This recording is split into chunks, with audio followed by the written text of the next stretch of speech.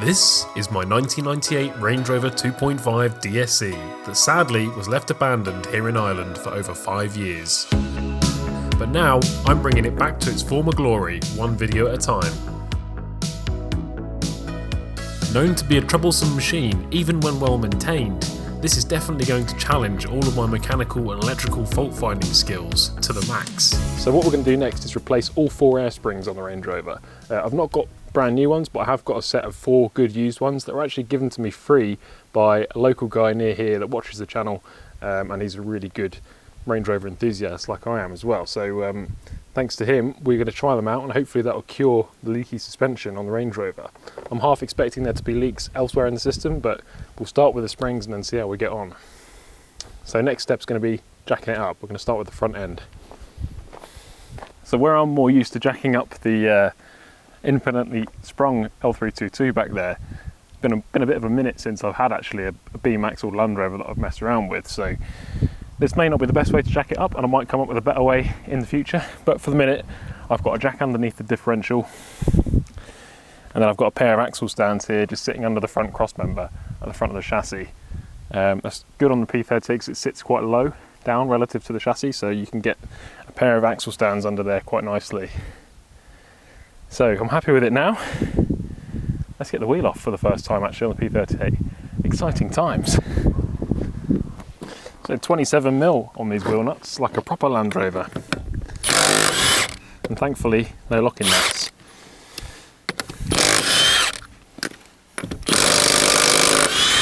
Some of them are a bit tight.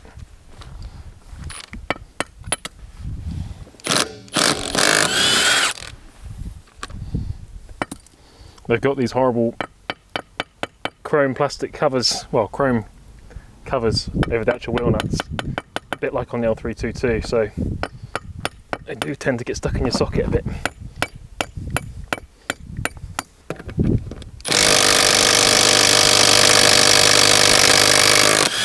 Crikey, that one didn't want to come off. Let's have a look.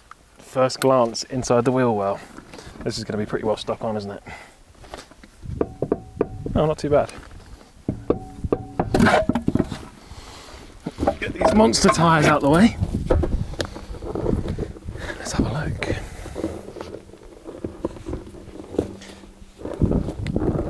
Nobody's really actually mentioned the tyres yet on the channel, but I don't know if I mentioned it or not, but we're not going to be reusing these, unfortunately. Although they're a lovely big size and they've got plenty of tread left. As you guys can see, there's quite a bit of cracking around the sides and also in the tread itself as well, so these are unfortunately past their best, which is a shame because they would have been a lovely tyre at one point. Oh well.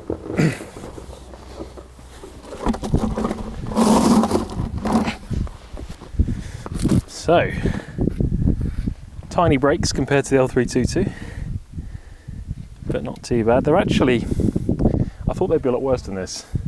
They're not actually very worn at all, the discs. They wouldn't have been replaced very long before the car was laid up, I don't think.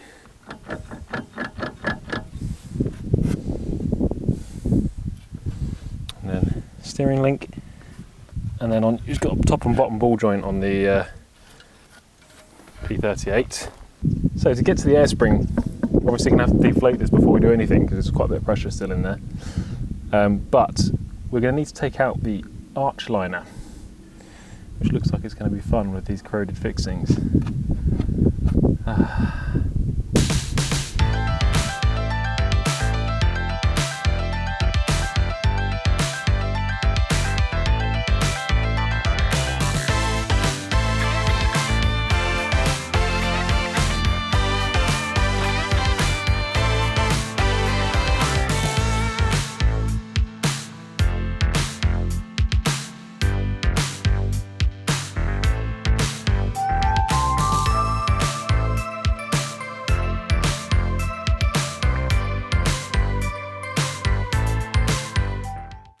So yeah, arch liner is out. That's one of the less painful arch liner removals I've ever done, so not too bad. And now that it's out, we can have a good look inside. We can actually see top of our air spring here with our line come in that we're going to have to disconnect in a minute. And we can also see something notable about the P38 chassis rail looks good as new. In fact, there's still original factory paint under there. That's one of the best things about the P38, is that it is such a rust-free vehicle in comparison to most Land Rovers. So yeah, just nice that you're not fighting against that as well as all of the electrical problems, etc. So our next step before we take anything off is going to be to deflate the front of the air suspension system. And like with the L322 with the IID tool, we can use the Nanocom Evolution that I've been sent here kindly by Black Box Solutions to actually deflate it using the EAS system. So we can do that here. So, I don't know, you guys will not be able to see this screen, but I'm basically going to press deflate front. Front valves will now open and the system will depressurize at the front. Stand well clear. So there we go. You guys should be able to see me drop slowly. And the reason I put these axle stands under the front chassis is because now that the valves have been opened, the weight of the car is being borne on the chassis now that the axles drop down. So yeah, nice safe way of doing it. So now I've completed that procedure. Most of the pressure has been taken out of this airbag, both airbags on the front. There is still some obviously in there because it can't vent the system completely, otherwise it would let the airbags collapse. So we just have to bear in mind when we take the airline off, there will still be some pressure in there. So that's going to be the next step. Deflate it even more by removing that airline on top. So let's give that a go.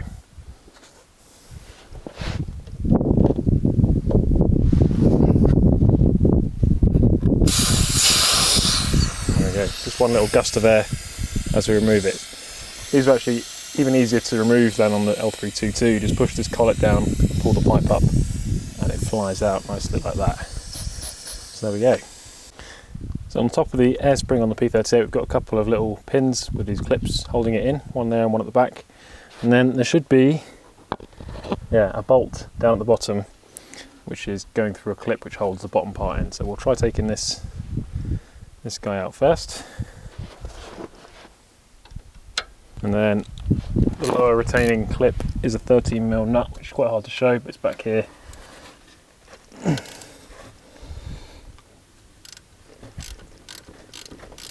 And then a bit different to the L322, this is the pin that holds the bottom part of the air spring into the axle.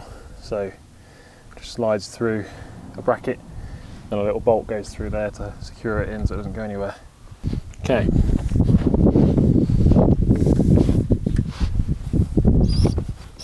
Now we can lift the bottom part of the spring off the axle.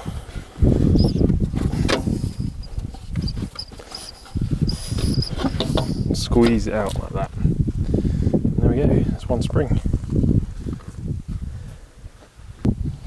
So replacement spring going in.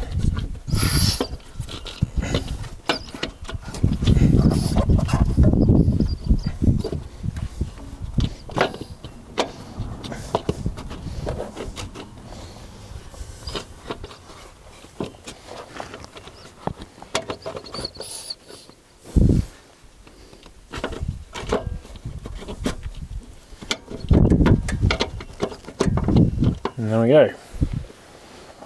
Okay, so springs back in. All we've got to do now is make sure this hose is clean enough and then whack him in. Making sure that goes in as far as it can. Okay. Okay, that wasn't too bad of a process. Let's give the other side a go now.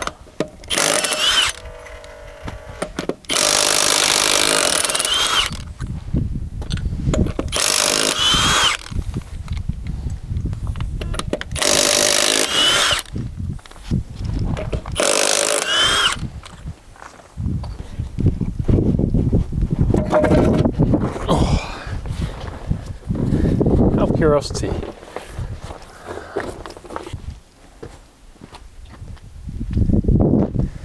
these 275, what are they? Yeah, these 275 7016s are pretty much the same size as the 275 5520s on the L322. It's no wonder they look so good on the P38. So Same thing again on this side, wheel arch liner out, but I won't bore you guys by showing it you again. I'll just get on with it.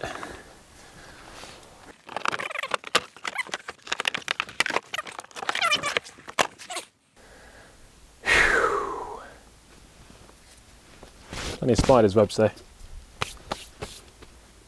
I've definitely been using this as a breeding ground on the Range Rover.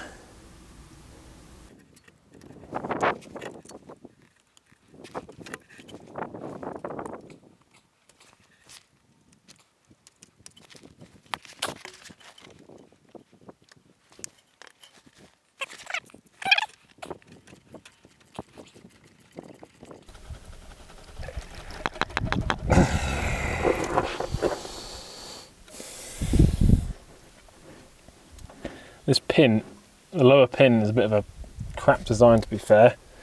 I prefer the design they had on the L322 more, to be fair. It just doesn't want to come out very easily. It's amazing though, all of this tin work on the inside, these inner wings, all the chassis rails, everything looks as new pretty much, which is pretty amazing for a 24-year-old vehicle.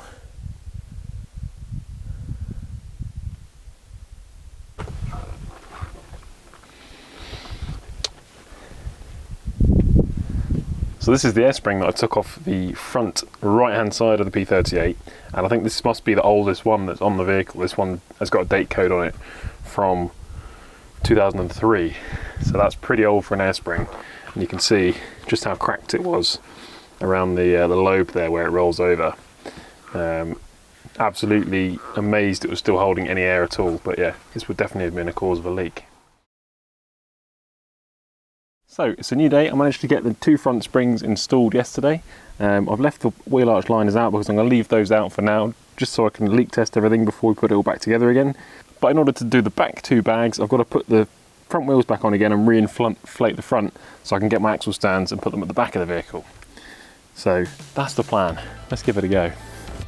Now hopefully you guys are going to find this video interesting, as well as perhaps useful for those P38 owners out there. Picking up new skills has always been a lifelong ambition of mine, so that's why I'm really happy to announce that this video is sponsored by Skillshare. Skillshare is an online learning community where your membership gives you access to literally thousands of classes where you can begin to learn pretty much any skill you can imagine. It's the perfect place to fuel your curiosity and learn how to achieve your DIY, creative and technical goals. As a part-time YouTuber, video editing is one of the many skills I've had to pick up in order to stitch together the clips I record in a vaguely interesting and entertaining way. The software that I and the vast majority of other YouTubers use for that is Adobe Premiere Pro, which is a fantastic bit of software. As it's such a powerful piece of software, however, it does take some learning, and that's where this class, Advanced Video Editing with Adobe Premiere Pro by Geordie Vanderput, that I found on Skillshare has come in really helpful. There are of course classes that start at the beginner level, but I've found the various topics covered in this one really helpful for speeding up my workflow and being able to use the software more efficiently, meaning more time spannering and less time editing. So if you'd be interested in picking up a new skill for your own side hustle, the first 1,000 people to use the link in the description below will receive a 1-month free trial of Skillshare.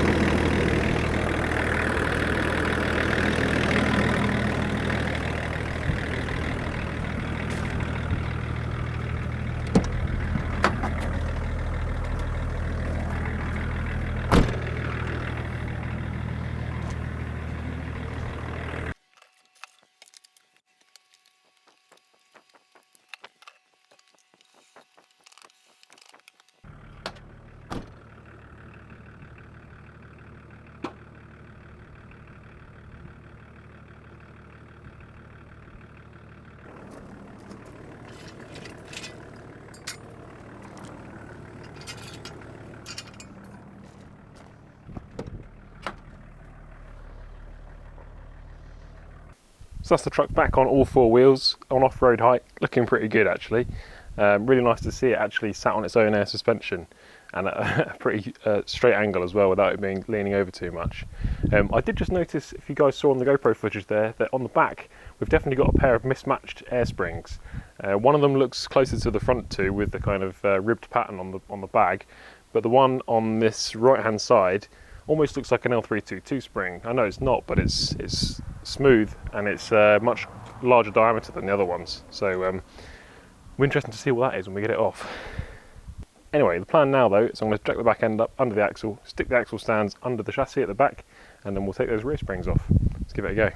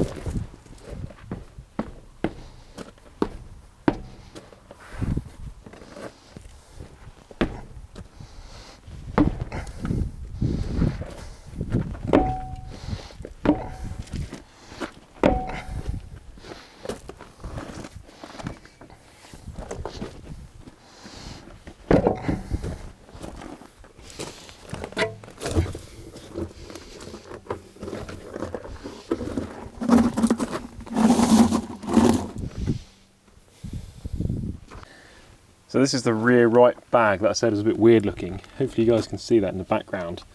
That's what a normal P38 bag looks like. And this guy is very strange looking, so I'm guessing this is an aftermarket part, but I've just been spraying it because I do have a leak on this corner somewhere. And you can see, hopefully, there's one bubble. We've got a stream of bubbles there. Stream of bubbles there, and that's just on the side that I can see. So yeah, this guy's definitely in need of replacement. But yeah, be interested to see what make this is once I get it off. Okay.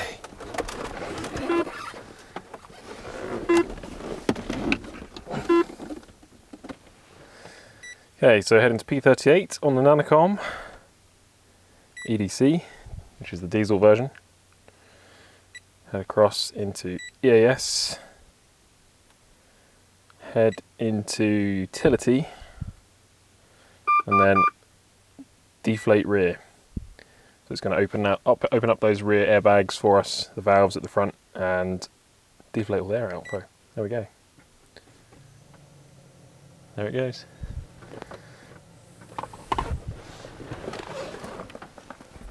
So just got to try and release this air line from the top. It's a little bit trickier on this than on the front. You can remove the arch liner on this as well by the looks of it, but it wouldn't actually gain you much because there's steel right behind this liner anyway, so you're not going to gain any more space up here. There we go. Okay, and a bit easier to remove the spring itself. Well, it would be if this wasn't so rusty, but we've got just two big R-clips, one on the bottom, one at the top, a bit like on the L322 on the bottom. So we need something hooky that we can get in there to hook that guy out. And that is at least the second time that having a missus that does crochet has saved me in mechanical situations. Perfect tool for the job. So let's see if we can get the spring out now. Let's see what it was that somebody fitted all those years ago. Wow, didn't expect that. Okay, so this is an Arnott Air Ride Systems bag. Continental Contitech. Okay. And it's marked 2008 is when it was fitted, so fairly old. But it's very strange that someone should have fitted one of these, only one on the axle, and left the other one as a standard one.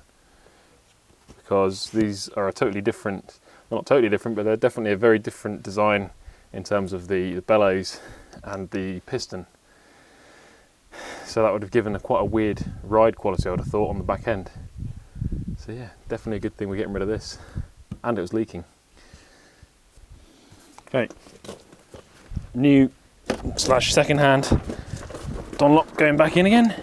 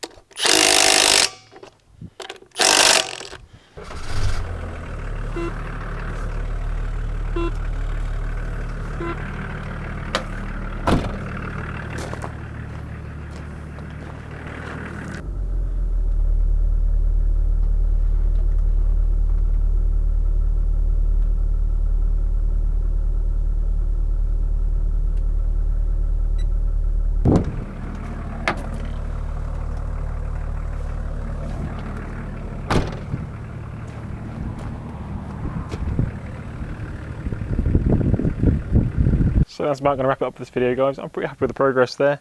We seem to have a functioning EAS system now without too many leaks, that I can see anyway. The EAS comes to life as soon as you start the car and rises up quite quickly.